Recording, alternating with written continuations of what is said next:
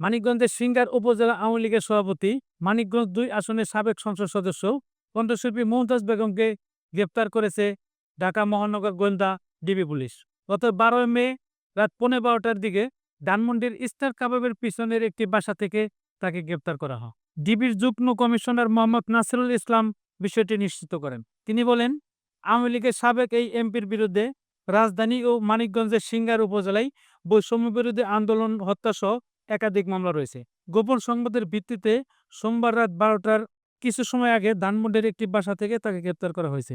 মুমতাজ বেগমকে ডিবি কার্যালয়ে রাখা হয়েছে। উল্লেখ্য, লোকগানের জনপ্রিয় কণ্ঠশিল্পী মুমতাজ বেগম একাধিকবার মানিকগঞ্জ ২ আসন থেকে আওয়ামী লীগের সংসদ সদস্য ছিলেন। বৈষম্যবিরোধী আন্দোলনের হত্যা ও হত্যা চেষ্টা মামলা ছাড়াও মুমতাজের বিরুদ্ধে একাধিক হত্যা মামলা রয়েছে।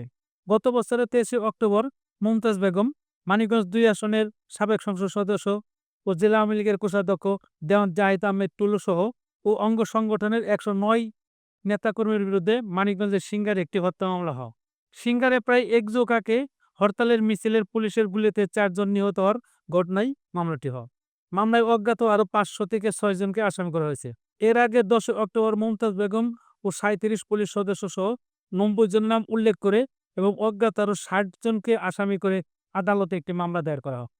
মমতাজ বেগম ২০০৯ সালের নবম জাতীয় সংসদ নির্বাচনে আওয়ামী লীগের সংরক্ষিত মহিলা আসন থেকে প্রথম নারী সংসদ সদস্য হিসেবে সংসদে যান। এরপর তিনি ২০১৪ সালের দশম জাতীয় সংসদ নির্বাচনে বাংলাদেশ আওয়ামী লীগ নৌকা প্রতীক পান মানিকগঞ্জ ২, সিংগার, হরিরামপুর ও সদর উপজেলার ভাড়ারিয়া, পোটাইল, হাটিপাড়া আসন থেকে।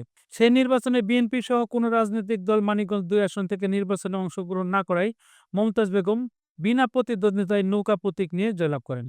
এরপর ২০১৮ সালের একাদশ জাতীয় সংসদ নির্বাচনে তিনি নৌকা প্রতীক নিয়ে একই আসন থেকে দ্বিতীয়বার সহ মোট ৩ বার সংসদ সদস্য হন।